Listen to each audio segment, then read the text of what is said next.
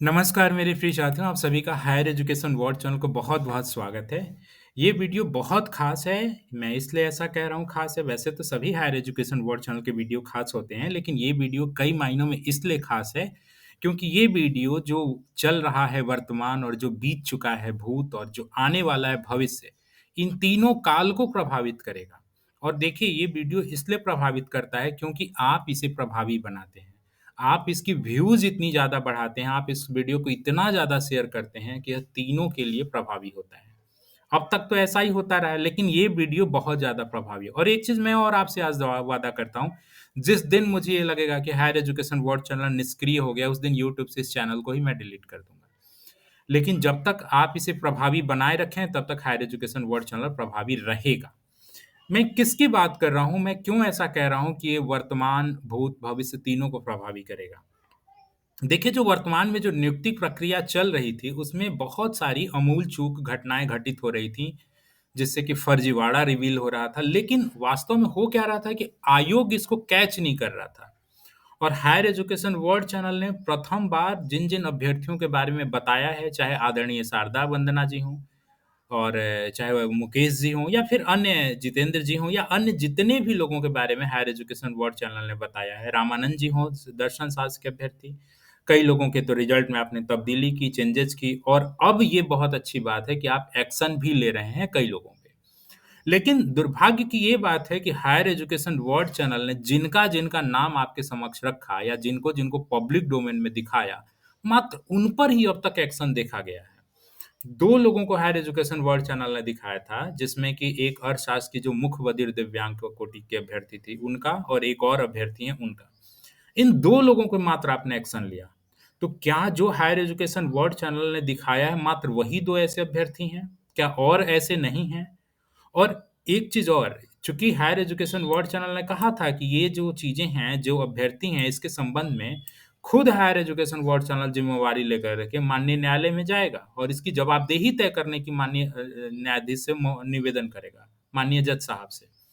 तो ये बहुत अच्छी बात है कि जवाबदेही आयोग पे तय ना हो, जवाबदेही विशेष रूप से अधिकारियों पे तय ना हो, इसलिए आपने एक बहुत अच्छा मतलब ये किया कि चलो सबकी इंक्वायरी कराएँगे ताकि हम अपने पल्ले को झाड़ लें।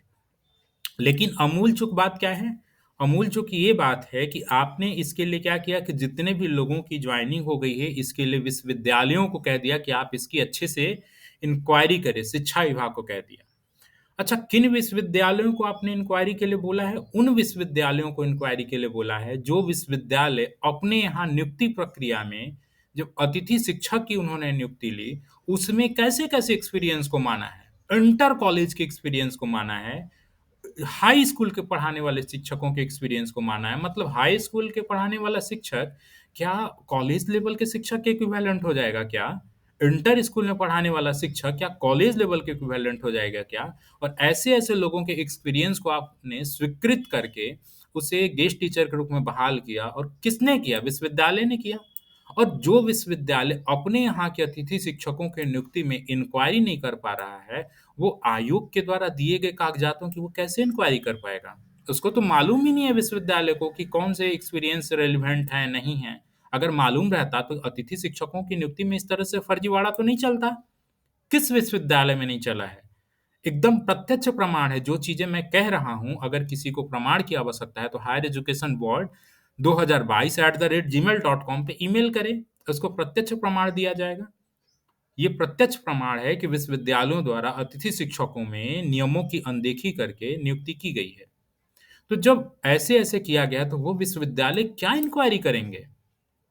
तब तो फिर वही बात रह गई कि जो चीज़ें रिवील हुईं, अपने आप को साफ दिखाने के लिए 1-2 अभ्यर्थियों के ऊपर आपने केस किया और उन पर जो है कि उनकी नौकरी आपने निरस्त कर दी। लेकिन बाकी वैसे अभ्यर्थियों का क्या जो अन्य फर्जीवाड़ा और अन्य दिव्यांगता सर्टिफ़िकेट के आधार पे नौकरी जॉइन कर चुके हैं? हायर एजुकेशन वर्ल्ड चैनल के पास मैथमेटिक्स में, केमिस्ट्री में, फिज़िक्स में कई ऐसे अभ्यर्थी हैं, जिनका सभी चीज़ प्रत्यक्ष प्रमाण है, लेकिन एक्चुअल में ठोस दस्तावेज़ नहीं है, जिसकी वजह से यूट्यूब चैनल पे पब्लिक डोमेन में से लाया नहीं जा सका है, जिसकी वजह से आपने उनको नौकरी से भी नहीं हटाया है। तो क्या जिन-जिन अभ्यर्थियों की पब्लिक डोमेन में हम रिवील करेंगे, मात्र उनकी ही नौकरी जाएगी? क्या उनकी ही इंक्वायरी होगी? इसकी इंक्वायरी के लिए अच्छे से शिक्षा विभाग के रोस्टर क्लियरेंस के लिए आपने क्या किया था? शिक्षा विभाग ने रोस्टर क्लियरेंस के लिए प्रत्येक विश्वविद्यालय में एक-एक अपने जवाबदेह अधिकारियों को भेजा था, तब जाके रोस्टर क्लियर हुआ था। तो क्यों ना शिक्षा विभाग के एक-एक अधिकारी प्रत्येक विश्वविद्यालय में जाकर के इन दस्तावेजों की जाँच कर लें एक बार? क्योंकि विश्वविद्यालय भरोसे लायक है नहीं। अतिथि शिक्षकों में जब घोर घपला कर सकता है, तो फिर अपने यहाँ जो जॉइन कर चुके हैं, उनके में कैसे नहीं कर सकता है? बिल्कुल मैनेज कर सकता है। तो इसलिए विश्वविद्यालय जो है, इस चीज़ की जवाबदेही जो विश्वविद्यालय पर टाल दी गई है, इसके बजाय शिक्षा विभाग के आला अधिकारियों को स्वयं इस पर एक्शन लेना चाहिए। अच्छा, एक चीज़ और आपके मन में होगा कि फिर तो ये सब बस कागज़ी कोरम है, कागज़ी कार्रवाई है, इसका तो कोई इम्पैक्ट नहीं पड़ेगा। तो जैसा कि मैंने वीडियो के शुरू में ही बोला था कि यह सब जो खबरें हैं, जो हायर एजुकेशन वर्ल्ड चैनल ने दिखाया, जिस पर ये अभी वर्तमान में एक्शन चल रहा है, इससे आने वाला भविष्य कैसे भूत तो प्रभावित हो रहा है, जिनकी जॉइनिंग हो गई है, 1-2 लोग की नौकरी जा रही है, आप देख रहे हैं। और जिनकी जा रही है, आयोग से ये भी निवेदन है कि उनके बजाय जो निचले अभ्यर्थी हैं, निचले पायदान के, उनको रिजल्ट में आप जगह दें। जैसे कि अर्थशास्त्र के मुख्य बधिर दिव्यांग हैं, जो कि एक अभ्यर्थी चयनित हुए हैं, अगर इनके बारे में जैसे यूट्यूब पे दिखाया भी गया था इनके बारे में, कैसे पूर्ण रूप से बोल रहे हैं और अच्छे से वो सुन पा रहे हैं और वो जो है पढ़ा रहे हैं। तो अगर ऐसे अभ्यर्थियों की नौकरी जाती है, तो उनके नीचे के जो अभ्यर्थी हैं, उनको रिजल्ट में आपको जगह देना चाहिए। वैसे आपने कह रखा है कि जाँचों उपरांत अगर प्रमाण पत्र फर्जी पाए जाते हैं, तो तत्काल प्रभाव से निरस्त करके शिक्षा विभाग आयोग के सचिव को मतलब उसके खिलाफ जो है या उसके संबंध में सूचना दे। तो ऐसी उम्मीद है कि अगर इनकी नौकरी जाती है, तो उनके निचले पायदान वाले जो अभ्यर्थी हैं, उनको रिजल्ट में आप पुनः से जगह देंगे। क्योंकि बहुत सारे ऐसे अभ्यर्थी हैं जो लगातार हायर एजुकेशन वर्ल्ड चैनल से कॉन्टैक्ट में रहते हैं और सदा कॉल करते हैं। जैसे ये मुक बधिर जो दिव्यांग हैं, इसके जब इनका रिप्लेस अगर होगा, तो इनके नीचे भी एक दिव्यांग है जिसका कि चयन नहीं हो सका है। उनके फादर रोज़ कॉल करते हैं हायर एजुकेशन वर्ल्ड चैनल को कि सर क्या मेरे बेटे का हो सकता है, मेरे बेटे का हो सकता है। तो जो ऐसे अभ्यर्थी हैं जो निचले पायदान के हों, उनका कम से कम अब रिजल्ट में आपको जगह देना चाहिए। दूसरी बात, इसका भविष्य में और क्या प्रभाव पड़ेगा? भविष्य में सबसे बड़ा प्रभाव ये पड़ेगा कि जो अभी नियुक्ति प्रक्रिया चल रही थी, उसमें तो एक्सपीरियंस की आप कोई इंक्वायरी ही नहीं कर रहे थे। और वास्तव में इंक्वायरी कैसे करते हैं? जब देश भर के अभ्यर्थी हैं, तो प्रत्येक विश्वविद्यालय से कैसे इंक्वायरी हो पाती? आपने क्या किया? आपने मात्र जो है उनसे माँग लिया कि आप एक्सपीरियंस सर्टिफ़िकेट दे दीजिए और इसके बिहाफ़ पे आपको जो है कि एक्सपीरियंस सर्टिफ़िकेट अगर आपके रजिस्ट्रार और प्रिंसिपल का सिग्नेचर होगा, तो वो आपको स्वीकृत कर लिया जाएगा। और उस बिहाफ़ पे आपने रजिस्ट्रार और प्रिंसिपल के सिग्नेचर के बिहाफ़ पे आप जो है कि उनके एक्सपीरियंस को काउंट कर ले रहे थे। तो यह तो गलत है ना।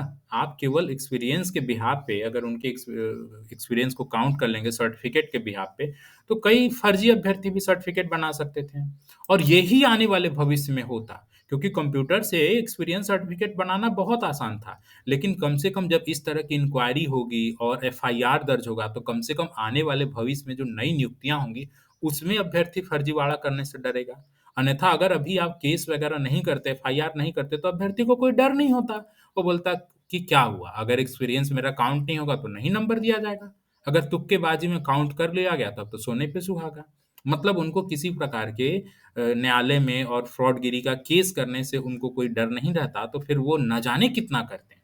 तो कम से कम इसका एक पॉजिटिव इम्पैक्ट तो ये होगा कि आने वाले भविष्य में ऐसे अभ्यर्थी करने से डरेंगे। ओके? और एक चीज़ और मैं बोलना चाहता हूँ, आपने अभी प्रिंसिपल के अपॉइंटमेंट में जिन्होंने रिसर्च पेपर पूर्ण रूप से नहीं लगा रखा है, उनसे आपने क्या कहा है कि आप रिसर्च पेपर पूरा दीजिए, उसपे सिग्नेचर करके। तो भाई प्रिंसिपल की नियुक्ति में अलग मापदंड और असिस्टेंट प्रोफेसर की नियुक्ति में अलग मापदंड, ये कैसे हो सकता है? जैसे ऑनगोइंग अपॉइंटमेंट में हम जाते हैं और यहाँ पे देखिए प्रिंसिपल के एडवर्टाइजमेंट में हम देखते हैं जो प्रिंसिपल के संबंध में आपने निकाला है, उसमें तो आपने उन्हें दोबारा से जो है रिसर्च पेपर वगैरह पे अगर कोई सिग्नेचर वगैरह नहीं किया है, तो उसको आप मौका दे रहे हैं। चलिए अभी डाउनलोड हो रहा है, पहले से इसको डाउनलोड करके मैं नहीं रखा था, अचानक से मुझे याद आया तो मैंने ये कह दिया। आप यहाँ पे ऑनगोइंग अपॉइंटमेंट में जाते हैं और जब प्रिंसिपल वाले लिस्ट को निकालते हैं जो कि तीसरे नंबर पे है, तो वहाँ पे आप देखेंगे कि रिसर्च पेपर के संबंध में इन प्रिंसिपल वाले अभ्यर्थियों से उनसे रिसर्च पेपर अगर पूर्ण रूप से नहीं लगाए हैं, तो उनसे दोबारा से उनसे सर्टिफ़िकेट माँगा जा रहा है रिसर्च पेपर का और उसपे सिग्नेचर वगैरह करा के, तो ये तो गलत है ना। आप पे 2 मापदंड कैसे रख सकते हैं? एक के साथ जो असिस्टेंट प्रोफ़ेसर में चयनित हो चुके हैं, उनको उनसे तो आपने नहीं माँगा और अभी जो प्रिंसिपल की नियुक्ति चल रही है, उसमें आप जो है कि उनसे माँग रहे हैं। जैसे देखिए, अभी आपके समक्ष डाउनलोड हो चुका है। तीसरे ही नंबर की देखिए प्रिंसिपल की है, जो 10/12/2024 को निकला था प्रधानाचार्य के पद हेतु नियुक्ति ऑनलाइन। इसमें देखिए तीसरे नंबर के अभ्यर्थी को आप देखते हैं, तो इसमें देखिए क्या लिखा हुआ है, इसमें स्पष्ट रूप से क्या लिखा हुआ है, औपबंधिक रूप से आवेदन स्वीकृत। मूल आवेदन में अंकित सभी शोध पत्रों का स्व-हस्ताक्षरित पूर्ण प्रति निर्धारित समय तक उपलब्ध कराना सुनिश्चित करें, क्योंकि आवेदन में 10 से अधिक शोध पत्र का उल्लेख है, परंतु सभी का मात्र एक-एक प्रश्न संलग्न किया गया है। मतलब ये कैसा दोहरा मापदंड है? आप असिस्टेंट प्रोफ़ेसर की नियुक्ति प्रक्रिया में जो एक-एक पत्र डाउनलोड अपलोड किया था, उसके तो आप पाँचों, दसों रिसर्च पेपर, पाँचों रिसर्च पेपर काट दे रहे थे। और प्रिंसिपल की नियुक्ति में आप जो है इनके रिसर्च पेपर को दोबारा माँग रहे हैं। तो यह तो दोहरा मापदंड है ना। आप प्रिंसिपल की नियुक्ति प्रक्रिया में आप ही वो आयोग हैं और रिसर्च पेपर यहाँ पे अगर एक पेपर लगा रखा है, तो वहाँ पे आप उनके दोबारा उनसे माँग रहे हैं और असिस्टेंट प्रोफ़ेसर में ऐसा आप नहीं करते हैं। यह तो सब जुडिस मैटर हो जाएगा। इसके बिहाफ़ पे कैसे अभ्यर्थी कोर्ट केस ना करे? और अगर अभ्यर्थी कोर्ट केस करता है और ये ग्राउंड दिखाता है कि साहब देखिए यहाँ पे सर्टिफ़िकेट पे इनसे दोबारा माँगा जा रहा है और हमसे नहीं माँगा गया और इस बिहाफ़ पे मेरे सारे रिसर्च पेपर काट दिए गए। तो बोलिए आप फँसेंगे कि नहीं फँसेंगे? तो आप क्यों अपने लिए गड्ढा ऐसा खोदते हैं भाई कि आप अपने ऊपर ही आँच ला दें? कोर्ट आप पर कुछ ऐसा गलत एक्शन ले ले, कुछ ऐसा एक्शन ले ले जिससे कि नियुक्ति प्रक्रिया अधर में आ जाए। तो आप इस तरह से क्यों करते हैं? आप अपनी ही मुसीबत क्यों अपने गले में फंदा डालते हैं? तो आप जो भी एक्शन लेते हैं, उस पे थोड़ा सोच समझ के लिया करिए। और एक चीज़ और मैं बोलना चाहता हूँ कि हायर एजुकेशन अवार्ड चैनल पर बहुत सारे ऐसे लोग थ्रेटनिंग देते हैं या फिर व्हाट्सएप मैसेज के माध्यम से, जैसे अभी ही कई वीडियो जो बनाए गए थे पर्सनली किन्हीं-किन्हीं अभ्यर्थियों को टारगेट करते हुए, जिन्होंने फर्जीवाड़ा किया था, तो उनके बहुत सारे रिलेटिव और अन्य-अन्य सदस्य जो है प्रिय शारदा वन्ना जी के बारे में बनाया गया था तब, मुकेश जी के बारे में बनाया गया था तब और रामानंद जी के बारे में बनाया गया था तब, तो बहुत सारे ऐसे थ्रेटनिंग आए थे भाई। और अभी भी ये दिव्यांग मूक बधिर के बारे में जब बनाया गया था अर्थशास्त्र वाले कैंडिडेट के बारे में, तो इनके संबंध में भी बहुत सारे कॉल्स आए थे। मिलने की रिक्वेस्ट की जा रही थी कि आपसे मिलना चाहते हैं, आप देश में कहीं होंगे आपसे मिल लेंगे और कई लोग तो धमकी वगैरह दे रहे थे। तो एक चीज़ आपको स्पष्ट मैं कहना चाहता हूँ कि हायर एजुकेशन बोर्ड चैनल पे किसी भी प्रकार की आप थ्रेटनिंग देते हैं या कुछ भी करते हैं, तो ये चैनल ना कभी झुका है, ना कभी झुकेगा। ये सत्य की आवाज़ के लिए ये सदा ही खड़ा है और खड़ा रहेगा। यही निवेदन विश्वविद्यालयों से है और यही निवेदन शिक्षा विभाग और आयोग से है कि आप हर चीज़ की निष्पक्ष जाँच करें। केवल पल्ला झाड़ने के लिए ना करें कि आपकी की जवाबदेही कम हो जाए। आप पर कोई आँच ना आ सके माननीय न्यायालय के द्वारा। इसलिए मात्र एक्शन न लें। आप जो भी एक्शन ले रहे हैं ईमानदारी पूर्वक लें और दोहरा मापदंड ना अपनाएँ। और आखिर में चलते-चलते मैं ऐसे यूट्यूबर के लिए भी यह कहना चाहूँगा कि आप लोग हायर एजुकेशन वर्ल्ड चैनल पे जो-जो कंटेंट दिखाए जाते हैं, मात्र उसी की कॉपी करके अपने चैनल पर अरे आप भी कुछ ऐसा करिए ताकि सच जो है ये और ज़्यादा रिवील हो। सत्यता पर और अच्छे से पर्दा उठे। और जो ऐसे फर्जीवाड़े वाले अभ्यर्थी हैं, उनके बारे में आप दिखाइए ताकि और ज़्यादा ऐसी चीज़ें रिवील हों, ठीक है? देखिए, सिर्फ़ हंगामा खड़ा करना मेरा मकसद नहीं, सारी कोशिश है कि ये सूरत बदलनी चाहिए। मेरे सीने में नहीं तो तेरे सीने में सही, हो कहीं भी आग लेकिन आग जलनी चाहिए। आप कहीं से भी हों, लेकिन आग को प्रज्वलित रखिए। ये जसवंत कुमार की लाइन जो है मुझे बहुत पसंद आती है। और ये शायद यहाँ पे बहुत अच्छे से फिट बैठ रही है। तो देखिए, केवल हंगामा खड़ा कर देने से और हो हल्ला कर देने और टीआरपी हासिल करना, यह हायर एजुकेशन वर्ल्ड चैनल का कभी भी मकसद नहीं रहा है। चीज़ें पारदर्शी ढंग से हों, जितना पारदर्शी हो सके उसमें पारदर्शिता लाई जा सके यह कोशिश है और अन्य यूट्यूबरों से भी यही निवेदन है कि आप जो भी ऐसे भ्रष्टाचार हो रहे हैं, आप डरिए नहीं, आप कभी भी सत्य के खिलाफ बोलेंगे तो आपका कोई बाल-बाका नहीं कर सकता है। और अगर किसी प्रकार की भी आपको डर है तो आप हायर एजुकेशन बोर्ड चैनल से संपर्क कर सकते हैं। यहाँ पे एक लीगल एक्सपर्ट की पूरी टीम है, हाई कोर्ट के मामले में कहिए या सुप्रीम कोर्ट के मामले में कहिए। अगर कोई भी इस तरह की आँच आती है तो हायर एजुकेशन वर्ल्ड चैनल से आप संपर्क कर सकते हैं। ठीक है? आपका सहारा बनने का पूरा प्रयास करेगा। तो आखिर तक आप चैनल को बने रहें इसके लिए आपका बहुत-बहुत धन्यवाद और इस वीडियो को अधिक से अधिक शेयर करें क्योंकि देखिए आपकी व्यूज़ और इस जो शेयरिंग कैपेसिटी है ना वही इस वीडियो को बड़ा बनाती है और वही हायर एजुकेशन चैनल को प्रमुख बनाती है। अब तक जो एक्शन नहीं लिए गए हैं वो केवल और केवल आपकी बदौलत लिए गए हैं। मैं अकेला कभी भी कुछ नहीं कर सकता, अकेला चना कभी भार नहीं फोड़ता है। तो यह सारी काबिलियत आपकी है। इसके लिए आप प्रशंसा के पात्र हैं। इसके लिए आप धन्यवाद के पात्र हैं। तो आप सभी का बहुत-बहुत धन्यवाद और आपकी वजह से इतना चेंजेज़ हो पाया है अब तक जो भी हुआ है। तो इसी प्रकार से हायर एजुकेशन वर्ल्ड चैनल से बने रहिए। वीडियो पसंद है तो लाइक ज़रूर किया करें क्योंकि आपकी लाइक कहीं न कहीं मुझे भी मोटिवेट करती है और मैं आने वाले समय में आपके लिए और वीडियो बना के ले आ पाता हूँ। तो चलिए चैनल पे आखिर तक बने रहें इसके लिए बहुत-बहुत धन्यवाद और डिस्क्रिप्शन और कमेंट में हायर एजुकेशन वर्ल्ड चैनल का व्हाट्सएप ग्रुप लिंक है। 2 ग्रुप ऑलरेडी भर चुका है, हज़ार-हज़ार से अधिक अभ्यर्थी, तीसरा ग्रुप जो है वो न्यूली ग्रुप है, तो अगर आप उसमें जुड़ना चाहें, जिसमें कि बहुत सारे कॉन्फ्रेंसेस, सेमिनार या फिर अन्य-अन्य जो घटनाक्रम हैं या अन्य वैकेंसी जो आती है, उसके संबंध में आपको सूचनाएँ मिलते रहती हैं, तो आप उस ग्रुप से जुड़ सकते हैं ताकि आपको सूचनाएँ त्वरित और तुरंत उपलब्ध हो पाएँ। चैनल पे आखिर तक बने रहें, इसके लिए बहुत-बहुत धन्यवाद। Thank you so much.